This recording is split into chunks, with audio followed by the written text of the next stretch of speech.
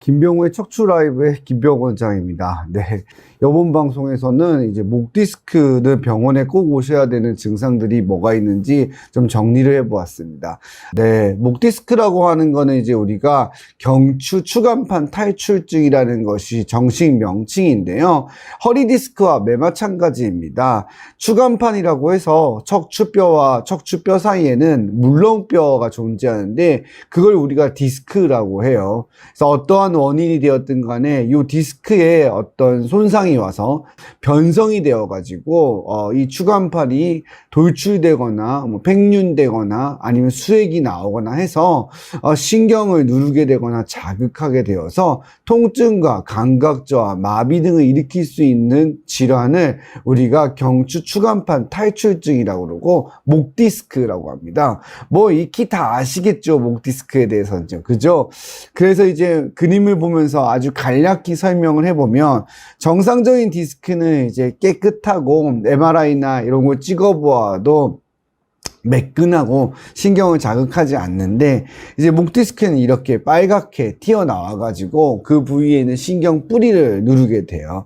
근데 이제 우리가 증상에서도 설명을 또 한번 드리겠지만 목에서는 굉장히 특별한 것이 있어요. 왜냐하면 신경 뿌리가 눌리는 것이 있고 척수라고 하는 신경 줄기가 눌리는 것이 있고 이렇게 두 가지로 인해서 여러 가지 증상이 빠르게 발생할 수 있기 때문에 어떠한 경우에는 병원에 빨리 와서 치료를 해야 되는지 좀 알려드리도록 할게요.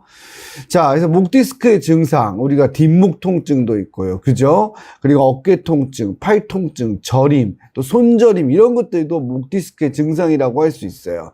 그리고 병원쯤에 한번 가보시면 대부분 한 번씩 들어보게 돼요. 엑스레이 찍고 나서요. 목 디스크 진단은 다 알고 있다시피 엑스레이라든지 MRI, CT 등을 통해서 영상학적으로 진단도 가능하고요. 임상적인 증상과 이학적인 검사, 그리고 근전도와 같은 기능적인 검사를 통해서 알아볼 수가 있습니다. 자, 실제 환자를 보면서 사례들을 보면서 알아볼게요. 자, 60세 남자 환자분인데 어젯밤부터 담 걸리듯이 불편하다라는 표현을 썼어요. 잠을 잘못 잔 것 같기도 하고 목을 뒤로 젖히기가 힘들대요. 이런 병력을 가지고 오시는 분들이 굉장히 많아요, 외래에는. 근데 제 생각에는 이런 병력을 갖고 있는 사람들이 많이 10명이면 10명이 전부 다 병원에 오지는 않으실 거예요. 예. 뭐 좀 이렇게 약국에서 약도 먹고 아니면 집에서 좀 찜질도 하고 요즘은 마사지 기계 같은 것도 있으니까 그런 것도 좀 사용해 보고 옆에 있는 가족들이나 친구들한테 야 요즘 주물러 봐. 나 여기 너무 뭉친 것 같아. 이렇게 담이 걸린 것 같지? 이러면서 치료를 하시는 경우가 대부분이거든요.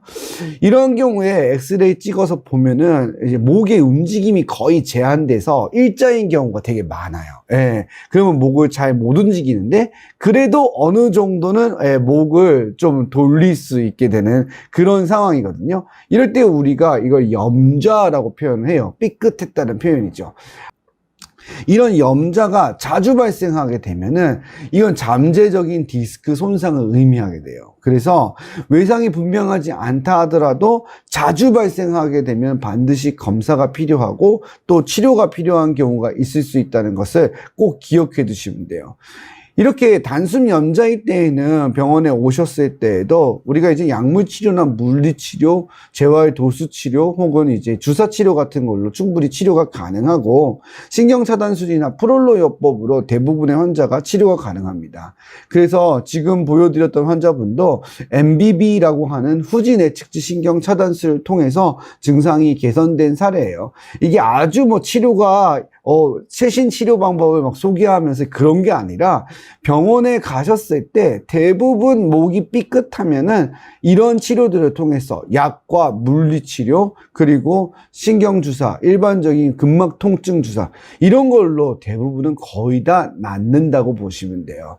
근데 지금부터는 이런 분들은 우리가 급하게 생각을 해봐야 되고 그리고 빨리 병원에 와서 치료도 받으셔야 되고 반드시 검사를 해야 된다는 것을 제가 사례를 가지고 설명을 하나씩 드리도록 할게요. 자, 보시겠습니다. 21세 남자 환자분인데 이분은 목이 전혀 돌아가지 않는다는 증상으로 왔어요. 제가 저기 아래다가 ROM이라고 하는 체크를 해놨죠. 바로 뭐냐면 목의 모션 자체가 아예 생기지 않을 때, 그러니까 목이 안 돌아가는 거예요. 그때는 병원에 반드시 오셔야 됩니다.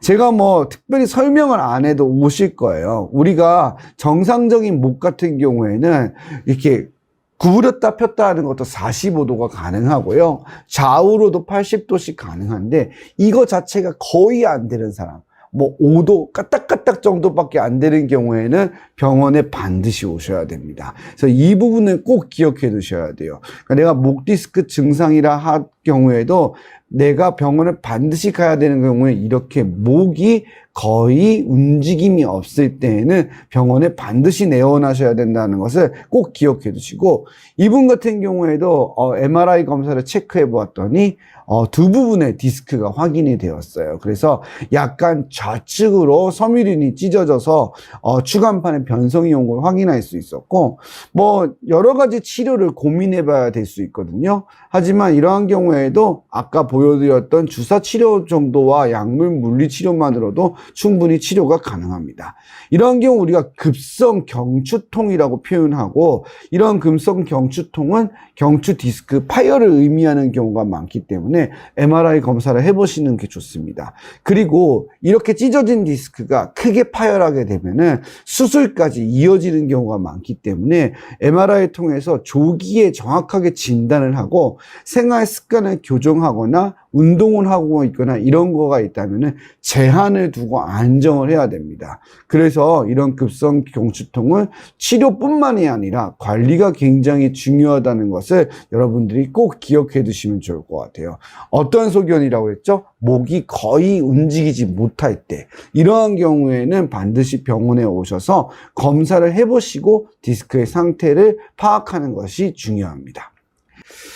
자, 그래서 이분도 급성 경추통이 있었지만 MBB와 같은 신경 차단술로 치료가 잘 된 케이스라고 될 수 있고요. 대부분의 10명이 있다면 정말로 80% 이상은 대부분 호전을 보이는 경우가 많습니다. 자, 그러면 다음 사례를 또 한번 보면서 이야기를 나눠보도록 할게요. 자, 다음 환자는 38세 남자 환자거든요. 뒷목 통증이고 왼쪽 어깨 통증이고요. 왼쪽 날개 쭉지 통증도 있다고 그랬어요. 팔이 간혹 저리다고 그랬고요. 자, 여기서 제가 스퍼링 테스트라고 하는 것이 양성이 나왔다는 차팅을 넣어놨잖아요. 이게 바로 무엇일까요? 바로 목을 약간 비스듬하게 돌려서 이렇게 기울였을 때 팔까지 저림이 내려오는 거예요. 그래서 이런 분들은 고개를 돌리는 것은 이렇게 돌리는데요. 이렇게 돌릴 때 저림이 내려와요. 이거는 신경 뿌리병증을 의심하는 증상이기 때문에 반드시 병원에 내원하셔야 됩니다. 그래서 MRI를 찍어보면 이렇게 디스크가 튀어나와서 신경 뿌리를 누르고 있는 것을 알 수가 있어요. 또 이러한 증상이 있으신 분들은 또 어떠한 증상이 있을 수 있냐면요, 어깨를 이렇게 들어 올리면 증상이 좋아지는 경향이 있어요. 그래서 환자분들이 팔을 내리는 것보다는 어깨를 이렇게 들어 올리고 있는 것이 편하다라고 말씀하시거든요. 그렇게 오는 경우에도 신경 뿌리병증을 의심하는 증상이기 때문에 반드시 병원에 오셔야 됩니다. 신경 뿌리병증이라는 건 뭐냐면은 목에는 디스크가 누를 수 있는 게 크게 두 가지인데, 신경의 뿌리와 줄기거든요. 줄기를 누르는 건 척수병증, 뿌리를 누르는 건 신경 뿌리병증이라고 하는데, 이러한 경우에는 아까 스퍼링 검사였죠. 살짝 목을 틀어서 이렇게 움직였을 때 저림이 내려올 수 있고요. 환자분들이 스스로 팔을 들어 올리고 있는 걸, 어깨가 들어 올리고 있는 것이 편하기 때문에 어깨를 들고 올리는 경우가 많습니다. 이러한 경우에는 정확하게 MRI 검사를 해보고 시술 정도의 치료를 받게 되는 경우가 대부분입니다. 증상을 갖고 표현을 하게 되는데 개월수랑 이런 것들을 가지고 판단하게 되고요. 이 환자분 같은 경우에는 경막의 카테터 시술을 통해서 증상이 개선된 사례예요. 목 같은 경우에는 허리 디스크에 비해서는 일반적으로 예후가 좋기 때문에 수술로 이어지는 사례보다는 비수술적으로 치료되는 경우가 허리에 비해서는 훨씬 더 높다고 이해하셔도 될 것 같습니다. 자, 우리 환자분이 이런 경우가 있을 수가 있어요. 47세 남자인데 이분은 양쪽 손끝 저림이에요. 근데 오른쪽 다리에 힘이 빠져서 왔어요. 넘어진 다음에 생긴 일인 거거든요. 그냥 엄청 크게 넘어진 게 아니라 친구들하고 장난치다가 이렇게 넘어지는 듯이 넘어진 거예요. 식사하고 나오는 길에 미끄러워서 잠깐 꽈당 할 수 있잖아요. 그러고 난 다음에 환자분이 손저림도 심해지고 쥐는 힘도 약해지고 다리에 힘이 빠져서 나왔어요. 제가 영어로 막 써놨잖아요. 몇 가지요. 요거를 제가 설명을 조금만 더 드릴게요. 자, 척수병증이 있을 때 생길 수 있는 것 중에 하나가 르미테 사인이라는 게 있는데 이건 뭐냐면요. 목을 이렇게 앞으로 이렇게 숙이고 했을 때 저림이 양쪽으로 내려오는 거예요. 네. 이러면 가운데로 돌출되어진 디스크나 혹은 협착이 신경 뿌리가 아니라 신경 줄기를 많이 누르게 돼서 생기는 증상이에요. 그렇게 되면은 우리가 척수병증이라는 표현을 쓰게 돼요. 근데 이 척수병증은 어떤 거냐면은 상하지의 방사통을 다 일으킬 수 있어요. 그리고 감각이 떨어지게 됩니다. 반드시 MRI 검사를 해서 체크를 해봐야 되고요. 증상에 따라서 이제 치료 방향을 결정하게 되는데 우리가 이야기할 때 또 이렇게 MRI 통해 가지고 확인을 하게 되거든요. 지금 보시면 신경이 이 척수가 눌려 갖고 색깔이 변성된 게 보여요. 하얗게. 이게 바로 척수병증이에요. 그리고 호프만 검사라는 걸 통해 가지고 조금 더 확인해 볼 수 있는데 손가락을 가지고 의사가 이렇게 튕기면은 손이 이런 식으로 움직이게 되는 현상이에요. 그리고 DTR이라고 해가지고 심건부 검사, 다리를 이렇게 망치 같은 걸로 톡톡 두드리게 되거든요. 그러면 다리가 개구리 다리 이렇게 실험실에서 뛰듯이 팍팍팍팍 뜁니다. 이러한 경우에는 보행장애까지 발생한 거라고 보시면 돼요. 그래서 이러한 경우에는 압박성 척수병증에 해당되는 증상이기 때문에 환자분들도 휘청거리는 느낌이 있고 파행이라든지 다리가 끌리는 느낌을 받을 수가 있습니다. 그래서 이러한 경우에는 수술적 치료가 반드시 필요합니다.